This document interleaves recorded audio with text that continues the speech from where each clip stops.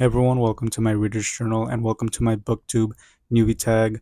Now, I know I've made a couple videos before and right now I've been kind of more consistent, but because I've been more consistent now and I just found out that this tag existed, I really wanted to make this tag. That way people knew who I was, what type of content I'm making, and if you're interested, you can follow along. But yeah, I wrote down some questions and let's get started. So question number one is, why did I start Booktube? So for me, I'm going to be honest with you. My goal is not to be famous. My goal is not to make like 1 million subscribers or anything. Like, I will be content and happy if I have like a following of like 20 people regularly just watching my videos and talking about the books that I'm reading. Like, I will be 100% okay with that. The reason why I'm starting this channel and the reason why I'm doing these reviews is because for whatever reason, my memory is shit. Like, I will read a book or I'll watch a movie or a TV show, and then after X amount of time, I won't remember anything. Won't remember characters, won't remember like the plot in the middle. So, to me, this is going to help me review the books and really be able to flesh out my thoughts without having to write this very long book report, which, let's be honest, nobody wants to write a book report. So I would rather speak my thoughts out instead of having to sit down and write all these thoughts that I have. And I've tried writing bullet points to see if that can help me with my reviews, but honestly, whenever I look back on my bullet points, I don't remember what I mean sometimes, or it just doesn't, it just isn't as impactful. So I'm hoping these videos will help me really dive deeper into my review, especially after I read a book. And I can also recommend my videos to someone if they ask me if I've read a book before and what I thought about it. I can just send them the video instead of me having to then remember everything that I thought of that book. But yeah, that's why I'm doing BookTube. All right, so the next question is, what do me, bring to BookTube? Now, I know that there's a plethora of booktubers that are already big, they're already famous, and they're covering all these newer books that are coming out. And I think for me, what I bring to BookTube, one is just my unfiltered thoughts. I'm not the type of person that's going to really, I guess, cater to what the popular opinion is. Like, if there's an opinion that I have about a book, I'm gonna feel okay expressing that. One, because it's my channel, but two, because we all have different opinions and we all have different perspectives on things. So if there's a book relationship ship that people pine for, but I don't pine for it, I'm not going to pretend to pine for it. I'm gonna be blank and honest and be like, yeah, I didn't like it. Um, for example, with Shadow and Bone, the Darkling and Alina ship, I don't like it. So that's one thing that I can definitely bring to my channel, is just the unfiltered, honest commentary and thoughts on books. And I'm also not the type of person that's like funny all the time. Like, I'm not gonna be making you laugh every 5 to 10 seconds. That's not me. I've If I make a joke and I end up making you laugh, it's because it's more so in the moment and I thought of the joke as I'm filming. Because if I try to make a joke prior to filming my review, then it's not gonna come out well. Like, I, for whatever reason, cannot deliver jokes well, and I'm just not the type of person. Just having a chill and relaxed environment and personality. I'm not the type of person that's very energetic. I think the only time you'll ever see me actually be energetic in a sense is if I'm kind of like riled up on something and I'm trying to like prove a point and I'm blabbering on about it. Like, then you'll see me kind of more energetic. But other than that, I'm pretty reserved. I'm pretty chill. So that's what I bring to this space.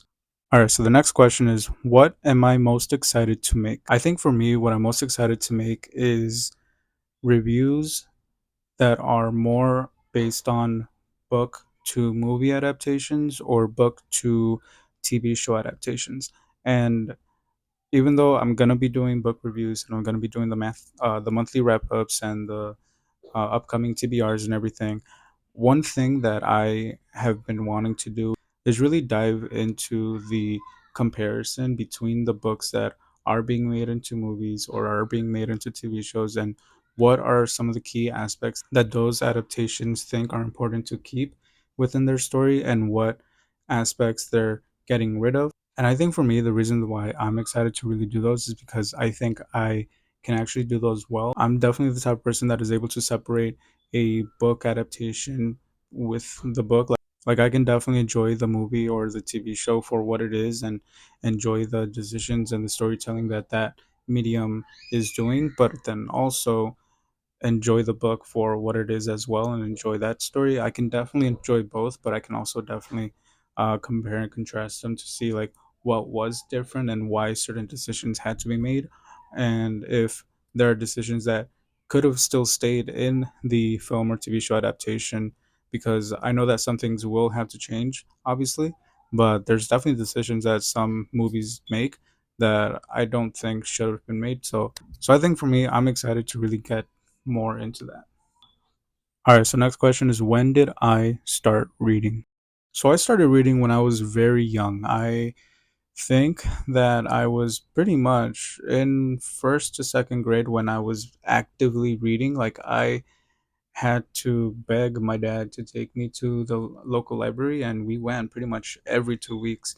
And I would get home with like these stacks of books, and I think my family was okay with taking me to the library because the library also had DVDs, like movies that you can rent. So they also rented movies whenever we went to the library. But yeah, I would go home and I would just have these stacks of books, and I think from then on, like I was just really into reading, and I did stop reading for enjoyment when I was in high school. I think for me, the enjoyment of reading really died down because in high school we had these book reports. We had to read books for school. We had to do assignments based on the books, and we had to do all these different things. And like to me, that really killed off the enjoyment of reading or the desire to read. So from then on, I got more into watching movies, and which I think is a balance because even now, like I love watching movies. I love watching TV shows because I in high school got into theater. So I was also really into and interested in learning about like the film world. And so whenever I was watching movies, like there was part of me that was just watching it for the story, but then there was also part of me that was like actually paying attention to the people act. I was paying attention to how certain things were directed or how certain movies were plotted out and like what the plots of the movies were. And so even though I wasn't reading during that time, I was still enjoying stories. So I think that part of me still survived. And then I finally got back into reading like actual physical books when I was in college. And that is also part of the reason why these books have not been read through because in high school I just wasn't reading unless I had to because of school. All right, so now the big old question. Why do I love reading? So, plain and simple, I love reading because it encompasses somebody else's imagination. There are books behind me that I never, ever would have thought of creating, never thought that I would be able to write. These are other people's imaginations. They are their worlds, their characters, and I think that's something beautiful. And all in all, it really is just that creative side of me that really likes storytelling. And I think with books, one thing that it allows me, especially now that I am older, I'm able to like read a book and then also like basically imagine its movie in my head. Like I'm able to picture it, I'm able to basically direct it how I want, like things to look the way they do, certain shots to be how they are. So for me, that's why I like reading, and that's also why I don't read nonfiction books because I don't have that same effect. Like I would rather watch a documentary or a video that is about whatever I was going to read. All right, so next, what book or series got me into reading? So this one, there is a variety of books that I can name out, like The Tale of Despero. I love that book. Don't remember a lot of it, but I remember really loving that book, and I also know that it has that message of reading into it. Like reading is a big part of Despero's story. There's also this series. I think the character is Geronimo Stilton. I want to say is the last name. But the reason why I love that series so much is because it taught me a lot of vocabulary. Like one of the big things that I really liked about that book is the fact that when you open it, there'll be words that are bolded in different ways, so it's fun. But there are also words that I probably didn't know before, and it allows me to learn new words, especially when I was young and I was learning English. I think it was a really good series for me to really explore, and it was also funny. The plots were also fun, so a really good series. The other one that I want to mention is the Seekers series. I know that there is a different series from the author called Warriors that's more focused on cats and everything, but I didn't read that series. I read the Seekers series that was with the bears, and I love that series. I didn't finish like the second series. Like I finished the first, I want to say 5 books that it was, but I was into it hardcore. Now, I also have a stack over here of 4 different books. I'm gonna go through them. These are books that really did shape my interest in reading, my genres of reading, and really got me into reading books more consistently. So, first and foremost, we've got Witch and Wizard, and this one, honest to God, don't remember anything about it besides it being about siblings. I think they are separated from their parents and they're trying to fight some antagonist, which is probably the government, if I'm not mistaken. But I don't remember anything else about it. I just remember really enjoying the book, and I know that this is one of the series that when I was in middle school, my English teacher would go to the library and check out the books. That way I can read them. I think I only got through the first 2 or the first 3 books, but I definitely want to reread this again. One, so I can see like what the hype was about when I was young, but then also just so I can finish it. The next one is the Found series, and this one's also a series that I started when I was young, but honestly haven't even finished it, which is kind of crazy because I love this series. I think it's a really good series for young kids because it's sci-fi based, it has time travel, and because of the time travel, it also lends itself to history, and you're able to learn different facts about history, different events, different people from history. All in all, I love this series. I just have to finish it. So the next one that I have is the Son of Neptune. Now, I'm not going to include the series Heroes of Olympus into this part because realistically, that series didn't hit as much as the first series did. But this one in particular, this book, Son of Neptune, I love. Like it is so good. And also with this book, it has a lot of sentimental value, like this copy of this book, because this is the first book that my parents have ever bought me. I want to say that there was one time that I was in Walmart just walking around and I saw the book in Walmart and I told my parents, I was like, yo, can you please buy me this book? Because I knew this was Percy Jackson. Like I knew. And I had finished reading the Percy Jackson series. And at that point, I don't even think I've read the first book, The Lost Hero or whatever. But I saw this one and I was like, this is Percy Jackson. I know hands down. So yeah, they ended up getting it for me for either Christmas or my birthday, one of those two. And I've had this copy ever since. All right, so last one, obviously, has to be Percy Jackson. This book, by far, is my favorite book series ever. I love the humor.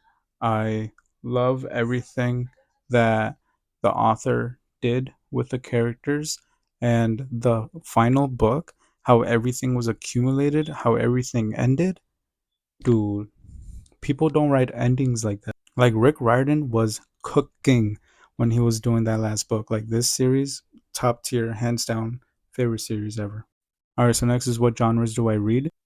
So for me, I mainly gravitate to fantasy books along with sci-fi books. I think the creativity in them is really what lends me to enjoy those more often. But I'm also not against like just a regular contemporary fiction book as long as the plot is good, the characters are good. But if I'm not vibing with the plot, if I'm not vibing with the characters, then I'll just find it boring. I mean, I'm also open to any book genres except for westerns. You're never gonna see me read a western. All right, last one, reading goal. So my reading goal for this year is 48 books. Hey Google, how many weeks are in a year?